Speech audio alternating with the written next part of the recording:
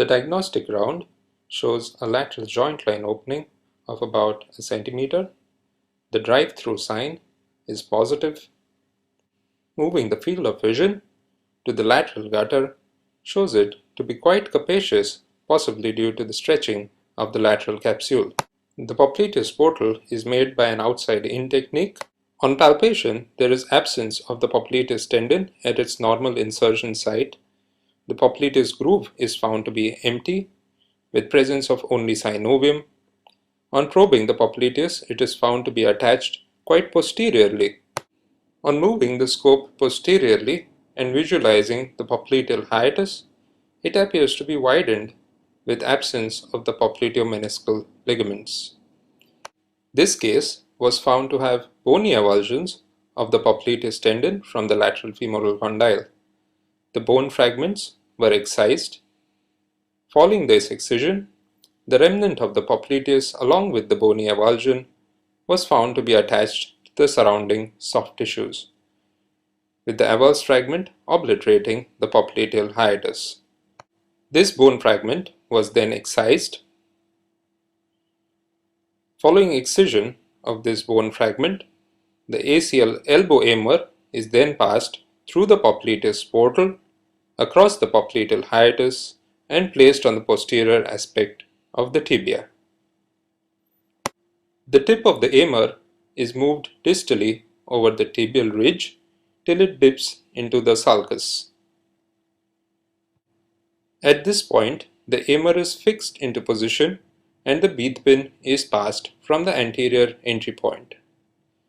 The beath pin is visualized while exiting the tibia at the elbow of the amer.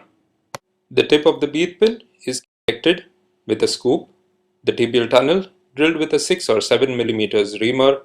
The tunnel is cleared of its bone debris by a shaver passed through the tibial tunnel. A number 1 ethylon suture shuttle mounted in the eyelet of a beath pin is passed through the tibial tunnel.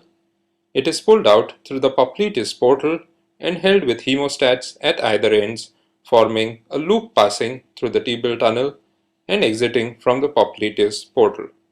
One then proceeds for the femoral tunneling. The site of the femoral tunnel is localized and the beath pin is passed through the popliteus portal across the femur, exiting from the skin medially. The femoral tunnel is reamed up to 25 or 30 mm with a 6 or 7 mm reamer. With the help of the suture shuttle, the graft looped over a number 5 ethibond suture is then pulled through the tibial tunnel across the popliteal hiatus till it is seen exiting the popliteus portal. The number 5 ethibond holding the graft is then fed into the eyelet of the beath pin located in the femoral tunnel and pulled across medially outside the skin along with the beath pin. The graft end is pulled into the femoral tunnel, and here we see the graft in position from the popliteal hiatus up to the femoral tunnel.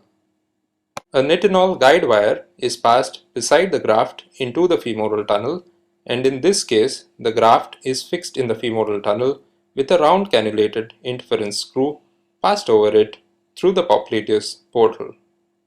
Tension is maintained over the graft during fixation to avoid it from winding around the screw while insertion.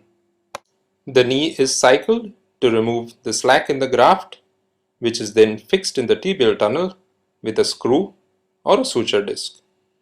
And that is the final appearance of the popliteus sling following the reconstruction.